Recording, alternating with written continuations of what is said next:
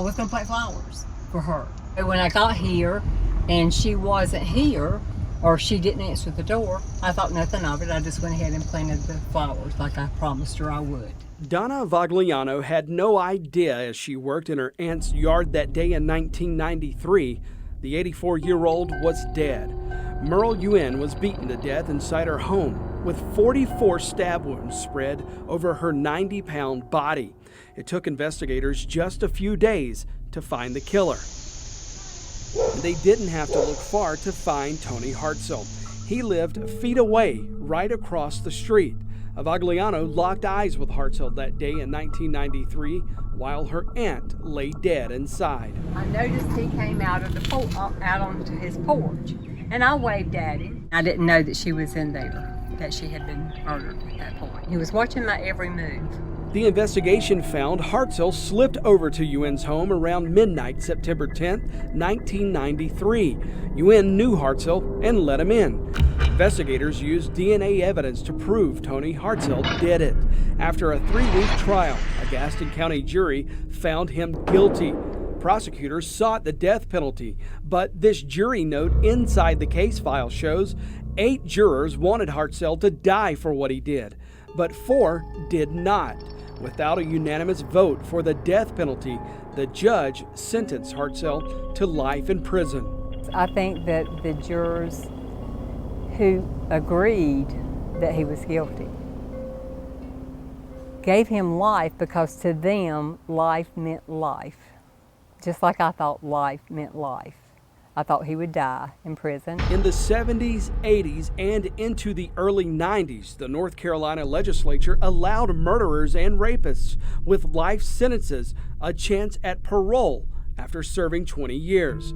For Hartzell and nearly 1,300 current prisoners, they're now parole eligible.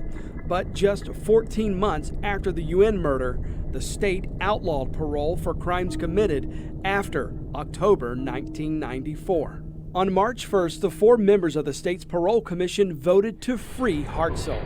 It takes only a simple majority to grant parole, something Vagliano and her family spent a decade begging the parole commission not to do. We were just all devastated. I have people that that live in Maine, that their family, and they're all devastated. People that even in Maine are devastated that they could let someone that did this to this petite little lady, so old, and let them out. The brutality of what he did, and disregarding us. And you don't think 25 years in prison fixed that? No. And I don't think another 25 would fix it. I do not think that they can be rehabilitated in prison. I just don't. Not for somebody that did that. Sounds like the state of North Carolina believes he's good to go. Yeah.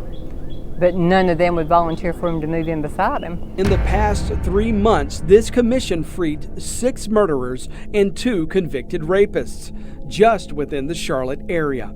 Rapists like Jervon K. Wilkes, a Mecklenburg County jury convicted him in 1993 of sexually assaulting a 7-year-old handicapped boy. After 27 years in prison, the parole commission freed Wilkes in March.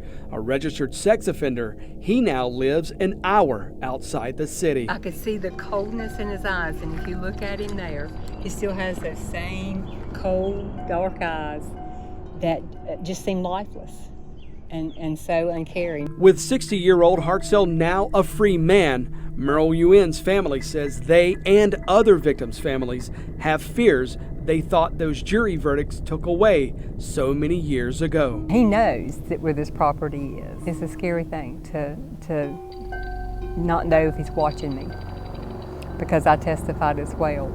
We asked the 4 parole commissioners for an interview, but all 4 declined. Now, although state law requires parole review for these older cases, it does not require the commissioners grant parole. In fact, there are 4 legal grounds to deny parole. One is setting a convict free would unduly depreciate the seriousness of the crime. That's exactly what the Yuen family says happened when the state cut Tony Hartzell's life sentence short and gave him back his freedom.